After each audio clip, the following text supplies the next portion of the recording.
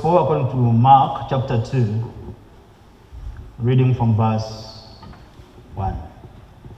Awe ennaku bwe zaayitawo n'ayingira nate mu Kaperinawumu, ne kiwulirwa ng'ali mu nju, ne bakuŋŋaana bangi, ne wataba na kifo we baagya newankubadde mu mulyango n'ababuulira ekigambo.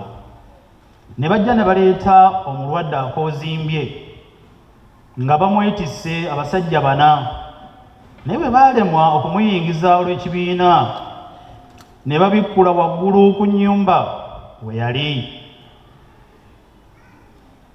ne bawummulawo ekituli, ne bassa ekitanda akoozimbye kwe yali agalamidde. Omulwadde akoozimbwe assibwa wansi, ayisibwa mu kituli mu kasolya. Yesu bwe yalaba okukkiriza kwabwe n'agamba akoozimbye nti, mwana wange, ebibi bye bikusonyiyiddwa. Ne waliwo abawandiisi abamu nga batudde ne balowooza mu mitima gyabwe nti, ono kiki ekimwogeza bw'atyo? Avvoola! Ani ayinza okusonyiwa ebibi okuggyako Katonda? Amangu ago Yesu bwe yategeera mu mwoyo gwe nga beebuuzaganya bwe batyo munda yaabwe, agamba nti, lwaki mwebuuzaganya bwe mutyo mu mitima gyammwe? Ekyangu kyekirwa okugamba akoozimbye nti, ebibi bye bikusonyiyiddwa, oba okugamba nti, golokoka weetike ekitanda kyo otambule? Naye mumanye ng'Omwana w'Omuntu alina obuyinza ku nsi okusonyiwa ebibi. N'agamba yali akoozimbye nti, nkugamba golokoka weetike ekitanda kyo oddeyo mu nnyumba yo. N'agolokoka amangu ago ne yeetikka ekitanda kye n'afuluma. Nga bonna balaba, awo bonna ne beewuunya ne bagulumiza Katonda nga bagamba nti, tetulabangako kintu bwe kiti. Katonda waffe ayinza bino w'ekisa ekingi. Mukama, tukwebazizza nnyo olw'enkya ya leero. Weebale Kabaka wa bakabaka olw'ebirungi bye by'okola. Weebale Katonda waffe bw'osiimye n'otuleeta tujje mu maaso go tukusinze tukutendereze, kubanga osaanidde nnyo, Kabaka wa bakabaka. Twegayiridde twogereko eri obulamu bwaffe, ng'otuzaamu amaanyi n'essuubi, ng'otulaga ekisa kyo. Yogera naffe tunaawulira, mu Yesu Christo, Omwana wa Katonda omulamu.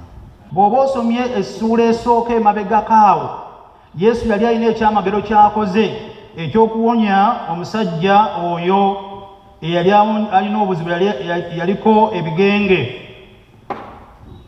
Kaakati bw'amuwonya n'alyoka amugamba, tobuulirako omuntu yenna. Naye gye yakoma okumugamba nti tobuulirako omuntu yenna, ye olw'okuba yali awonye ng'amaze okusumululwa, yagenda ategeeza buli muntu. Kati Yesu ne batandika okumunoonya buyiso, ne batandika okumunoonya wano nawali, ng'abantu baagala bakole ki? Bawonyezebwe, bamulinamu obwesigi, kubanga alina obuyinza, kubanga asobola okukyusa ebintu. Kakati kyosanga bano abasajja okuleeta munnaabwe okumutuusa mu kifo nga yenna nga kifo kyonna kijjudde, we mutuukira okubulwa we mumuyisa, ekiseera tekyali kyangu nnyo. Naye Mukama n'abawa amagezi ag'enjawulo, ne balinnya waggulu, ne basereekulula, ne bayisaamu munnaabwe, ne bamussa mu maaso ga Yesu. Era olwamussa mu maaso ga Yesu, ye teyatunuulira musajja ono gwe baleese, wabula atunuulira bano abamuleese n'okukkiriza kwabwe. N'abagambye obubaka mbuwadde omuto ogamba nti yimusa okukkiriza kwo, Yesu anakyusa embeera ye. Bwe yatunuulira okukkiriza kwabwe kwe baalina bano abasajja, n'agamba omulwadde, mwana wange, ebibi byo bikusonyiyiddwa. Era bwe twongera okugaziya ekitundu kino, omusajja ono yali asibiddwa mu mubiri ate ne mu mwoyo. Kyava atandika ne spiritual part, n'agamba okukkiriza kwo kukusumuluddwako, osumuluddwa ebibyo bikuggiddwako. Ekyo nno kyatanula baali beetoloddewo obutabitegeera. Naye nga tunaatambula ne Katonda ng'anaakola mu bulamu bwaffe, tulina okukonekitinga naye, atunulira mutima, akebera mutima, yeeroboza muki? Okukkiriza kubeera mu muki? Mu mutima. Tiyatunulira nnyambala gye bambadde, tiyatunulira bye baali balina, naye okukkiriza kwabwe n'agamba nti bano balina okukkiriza okukyuseemu, balina okukkiriza okw'amaanyi, balina okukkiriza okubaleetedde okuleeta munnaabwe mu ngeri efaanana bw'etyo. Bwe bamutuusa mu maaso ga Yesu, emitima ne gikkakkana, kuba bamutuusizza eri omuwonya. Baalina okukkiriza nga kwa njawulo, ti bw'anaatuuka mu maaso ge ebintu tebijja kusigala bwe biri. Abooluganda bwe tutuuka mu maaso ga Yesu, ebintu bikyuka, tebibeera nga bwe bibadde mu linnya lya Yesu. Era mujjukira omukyala eyalwala ekikulukuto okumala emyaka 10 n'emeka, n'agenda ng'anoonya, n'agenda nga wammanta, ndowooza buli musawo n'amutuukako. Naye bwe yayimusa okukkiriza kwe n'agamba no, waakiri bwe naakwata ku kyambalo kya Yesu simukwata mu ngalo, waakiri bwe naasemberera Yesu ne neekweka nenkwata bukwasi ku kyambalo kye, obulamu bwange bujja kukyuka, ekyamazima bwakyuka. Okukkiriza ko ggwe owooluganda kusobola okusumulula omulala. Okukkiriza ko ggwe ali wano kusobola okusumulula abali e Bulaaya. Okukkiriza kwo kusobola okukyusa embeera y'abalala. Yesu bw'akutunuulira nga ddala kwa ddala akebera miki? Mbuuliza munno omutima gwo guli gutya? How is your heart? Guli pure? Omutima gwo guli gutya? Biki ebirimu? Yesu bw'atunulira bano n'alaba okukkiriza kwabwe ne spiriti mwe bajjidde, ebintu ne bikyuka.